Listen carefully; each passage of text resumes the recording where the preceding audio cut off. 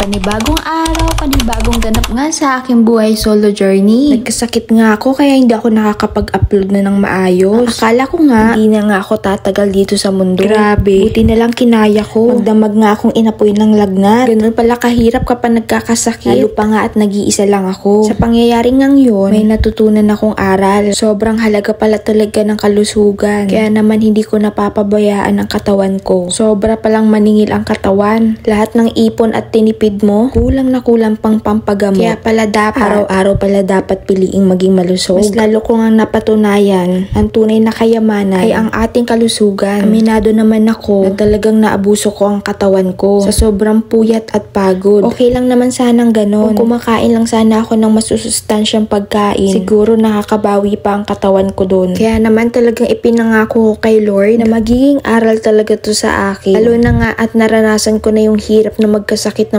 mag-isa. Mas pipiliin ko na nga maging malusog kahit pag-gaano ka nga kayaman. Hindi kayang bayaran ng maraming pera ang kapabayaan sa kalusugan. Bukod nga sa pagkain ng mga masusustansyang pagkain, naisipan ko na rin mag-exercise araw-araw. Sisimulan ko na lang siguro dito sa nabili kong equipment na to. Masisikapin ko ang maging healthy. Matagal ko nang gustong magka-abs. Kaya naman hindi ako nagdalawang isip bilhin to para sipagin din ako mag-exercise. May timer na rin siyang kasama. Matagal ko na nga tong gustong bilhin. Ngayon nga lang ako nagkaroon ng pagkakataon. Sa tulad ko naman na hindi alam kung paano nga sisimulang gamitin to, ay hindi naman naging problema sa akin. Kasi meron nga siyang kasama exercise guide para nga hindi mabugbog ang muscle at syempre hindi na rin mabigla. Para nga sa aking first week, susundin ko lang 8 cycle and 5 repetition. At meron akong 1 minutong pahinga pagkatapos ko makumpleto ang 8 cycle. Base nga sa guide, gagawin ko to ng 3 beses sa isang linggo. Kung susumahin, wala pa 1 oras ang pag-exercise nito. Kaya hindi mahirap isingit kahit na maraming gawain sa bahay. Mahalaga pa rin na maglaan ng oras para sa pag-exercise. At ito lang naman ang ganap ko ngayong araw. See you sa next journey!